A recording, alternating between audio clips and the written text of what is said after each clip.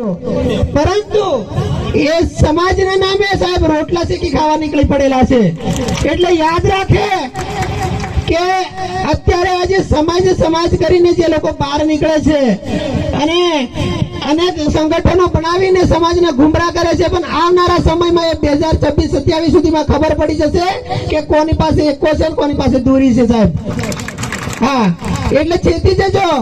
આપણે આપણા જે આ સમાજનું કલ્યાણ નથી થતું, સમાજમાં ઘણા બધા આપણને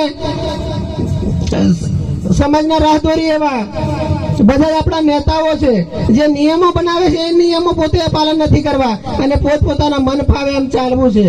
એ પોતે જ કહે છે કે આપણે સંસ્કૃતિ પ્રમાણે ચાલવું જોઈએ, આપણો પહેરવેશ ટકાવી રાખવો જોઈએ, આપણે ભાષા ટકાવી રાખવી જોઈએ, પરંતુ એવું કશું જ હોતું નથી।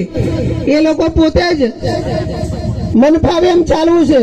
જ્યારે સાહેબ અમે 9મી ઓગસ્ટ વિશ્વ આદિવાસી દિવસ ઉજવ્યો અને ત્યાર પછી સંમેલન બોલાયું ને, તો સંમેલનમાં અમે એવું કીધું કે સમાજમાં જો આપણે સારું કામ કરવું હોય તો ખરેખર આપણે નિર્વ્યસની બનાવવું જોઈએ। સમાજમાં શિક્ષણનો જરૂર છે। આપણા જ આદિવાસી સમાજમાં મફત અને ફરજિયાત શિક્ષણ આપે છે, તો એનું કાળજી નથી લેતા સરકારશ્રી। સરકારે મફત અને ફરજિયાત શિક્ષણ આપણને આપે છે, તો એના પર આપણે ધ્યાન નથી આપતા, સરકારનો વિરોધ કરવો છે। અને એ લોકોને એવું કેવું છે કે આપણે આદિવાસી એટલે દરેક જણ ખાવા પીવાનું અને નાચવા કૂદવાનું એમ।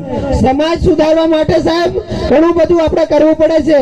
શિક્ષણ પ્રત્યે ખાસ ધ્યાન આપવું જરૂરી છે। મેં એમને કીધું કે આપણે ખરેખર મફત ટ્યુશન ક્લાસીસ કરાવડાવીએ તો એમાં નાખે, આપણે બ્લડ ડોનેશન કરાવડાવીએ કે આપણી